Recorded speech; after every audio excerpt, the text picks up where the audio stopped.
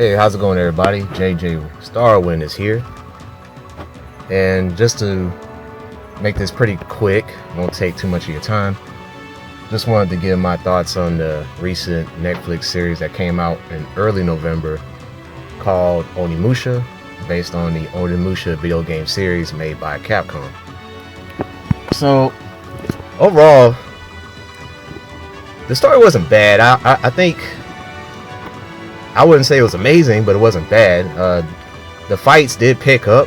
I think the first episode started out kind of slow, and because there was a lot of dialogue and exposition going on with that until, like, at the very end, when the protagonist, which is based on a real life samurai or swordsman named Musashi Miyamoto, he had revealed that there were at least 3 traitors in their camp, because he was a mercenary for hire, if I'm not mistaken, and he was being accompanied by several other samurai to complete a mission on behalf of the governor, if I'm not mistaken.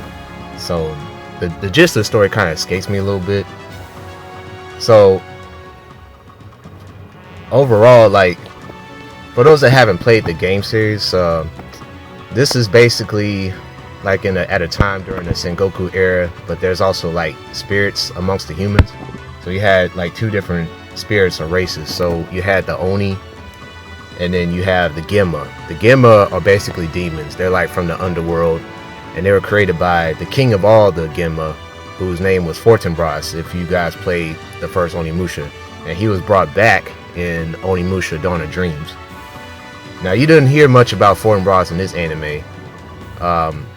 It was some, like, the antagonist in this series. He was like he was trained to be a samurai, but he wanted to be something greater than that. He kind of wanted to rule the entire world through the Gemma. I'll go ahead and tell you his name. His name is Onimusha. So he had like this grand scheme to use all of Japan's resources in order to fund his research, in order to create basically weapons of murder, in order to eventually take over not just Japan but the entire world itself. So that was kind of his grand scheme of things, because he hated the way the samurai was becoming, and he wanted to make a race of humans like superior to the samurai, or something to that effect. Some diabolical. All right, but even so, like with Musashi's case, like, he's traveling, he's completing the mission or whatever, and he has to be accompanied by these samurai, because, you know, he kind of just, it's his way, it's his world, it's his way of things. He's a very carefree spirit, you know. He doesn't really care how other people view him and stuff like that, which is kind of unique compared to some of the other protagonists like Samanosuke and Jubei. One of the subscribers was talking about how come Samanosuke and Jubei weren't in this anime. Well, that's because Musashi was younger than these guys. So if you just go back in history, it says Musashi was born around 1584 85. When Samanosuke, who's not a real character, not a real samurai, by the way, he's kind of like a tribute to Mitsuhide Akechi. In the game Onimusha 3, that's his uncle. Mitsuhide is his uncle. But anyway, Samanosuke defeated Nobunaga, and Nobunaga at that time, he was under the influence of the Genma, and because of that, he was like super bent on taking over all Japan, because he was influenced by the Genma. So when he died in real time, which had nothing to do with the demons, he died in 1582. So that's 2 years before Musashi was even born. So that's probably one reason why you didn't see some of your classic characters on there, because they came at a time before Musashi. Okay.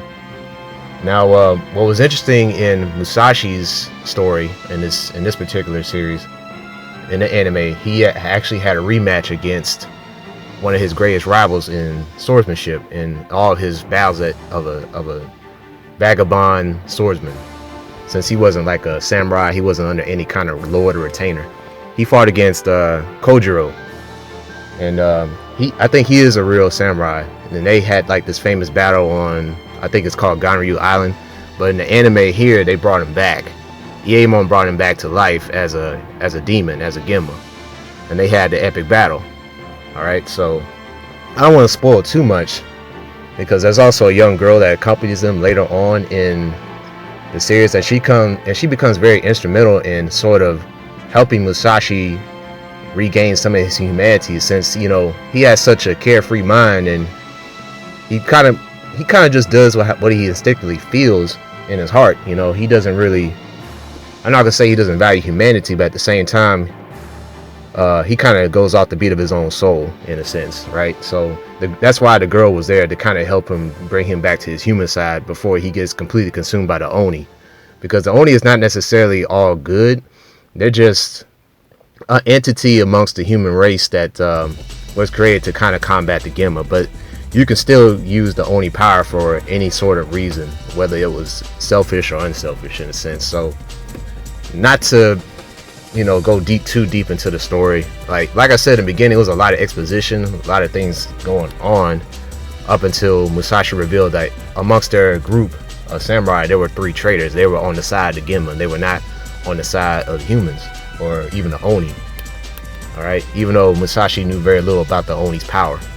All right, and in order to access that power, one more thing, in order to access that power, he had to wear the Oni gauntlet, which is very famous if you played the game, and that what helps the user consume all the souls of the Gemma, because the Oni, they can also feed off the power of the Gemma, not just humans. They can feed off of any kind of life force, whether it's dead or undead. So that's why the Oni gauntlet was there for. It was designed and created that way, and also to summon the Oni spirits to take over your body and become this Oni mega warrior and just wreak havoc.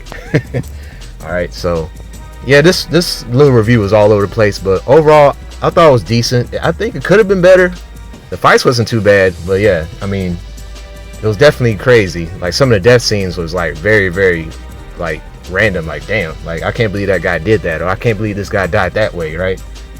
That kind of thing. A lot of twists and turns in the anime, even with some of the character development amongst these guys. You wouldn't thought they did some of the things that they did, but they did do it, and it kind of made things very interesting and suspenseful for that moment. So that's kind of why I felt about the anime.